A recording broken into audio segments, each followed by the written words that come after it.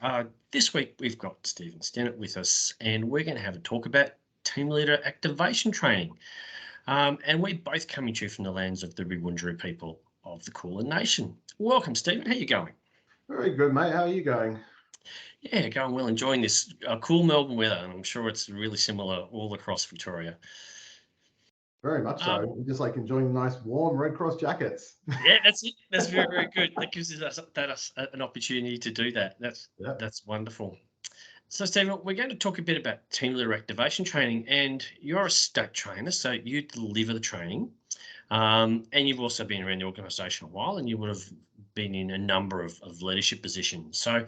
So my question is, why is the team leader in activation training important?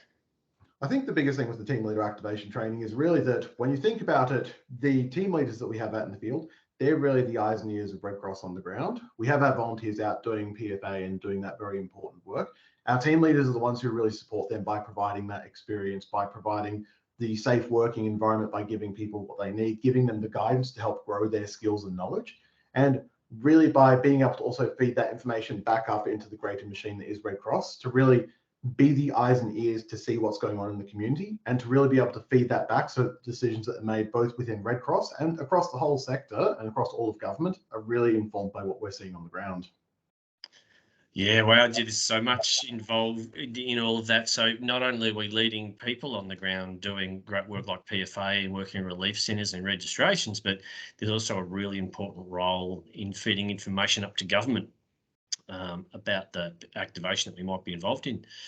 Then what's involved in the training itself? And we've got the dates just attached to this post as well. So as part of that, there are two sessions. The first one is a session where we basically go through and talk about the concepts of leadership. We talk about things like leadership, communication, how to lead a team in general. This is a really great session. We spend a lot of time doing a lot of discussion, a lot of time thinking about what it is to be a leader, some of the things we take in which we approach some very difficult circumstances. We do a lot of talking about different case studies, different scenarios, how we might tackle those as leaders.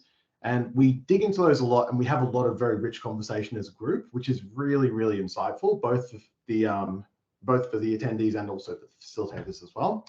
And as part of that, we have the second session, which comes on to more of the practical elements, where we start talking about for Red Cross, when you are leading a team, what are the things that you do from the time you get the call to standing up a team, to making some of the decisions around the deployment of your team, to start figuring out how some of the work goes when it comes to feeding that information back up the line.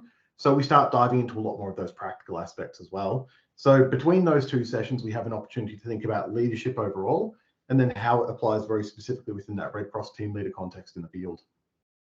Wow. So look, I know that a lot of the after action reviews we've had in the last number of years that I've been in Red Cross have consistently said that this training is needed and it's really, really important. So who would you think would come along to this training? Is this for everybody or for just people that are in leadership roles?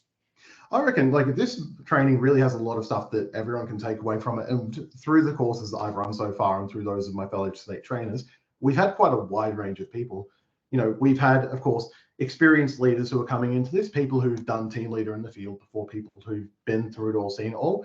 And that's fantastic because, again, along with being able to, impart some knowledge and insight and do some professional development, because, again, we all want to be able to improve our skills, we can also draw on some of their knowledge and experience because, of course, the experiences that our volunteers have out in the field, that stuff which really is able to feed into our training and lead some really rich discussions. So that's some really fantastic stuff about that. Also, for people who've been out doing the work as a team leader before and might have felt a little bit like, I'm interested in it, but it didn't go that well, and I don't feel like it might be for me, there's an opportunity there for us to kind of draw, again, on some of those experiences, give a lot more of those skills and practice to things, so that in the future, if you choose, you may be able to go out and say, you know what, I feel like I want to go and give that a shot again. And now I've got some skills and opportunities to go do that. So that's totally there. And even for newer volunteers as well, we've had a lot of volunteers come through, especially in the last few years, who may not have spent an enormous amount of time in the field and may feel like, I'm interested, but I'm not feeling like I'm quite ready yet. Still fantastic for people who are still coming into it as well, because I guess along with this, you get to learn from some fantastic people. You get to do some fantastic training. It's really fantastic the way that we can have good active group discussions as part of it.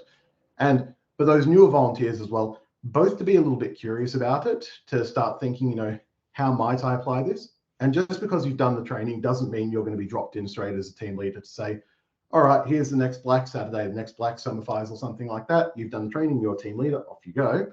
You know, all of us are going to still be doing things in the field as team members in different roles. So just because you've done the training doesn't mean you're automatically going to be the one team leader. Yeah, that's brilliant. And we're working really closely with the Division Operations Officers too. So if you're interested in doing the training, it's really important that you have a conversation with your leadership or your divisional leadership, and they can also guide you through this process for that very reason. So thank you, Stephen. That's just a wonderful insight into the training from a trainer's perspective. So yep. We'll make sure we put all the details in the Facebook post. And you've got one more thing for us. I do indeed. And so as part of this, so if you're interested, definitely talk with your leaders, jump into Reds, express your interest. And another call out as well, for any divisional leaders out there who identify people within your teams, whether you're a DO, a deputy DO, a team convener, an IMT lead, whatever you might be, if you can see someone who would make a fantastic Red Cross team leader, guess what? Reach out to that person and say, I think you'd really enjoy this training. This training would be great for you. As leaders, you also have the responsibility to help develop your people. Give them the opportunities, identify those opportunities, and here's another fantastic way for that. So that's all I have to say on that, mate. Terrific. Thank you so much for your time today, Stephen. And I'm sure the folks that come along to the next team leader training are going to really enjoy it.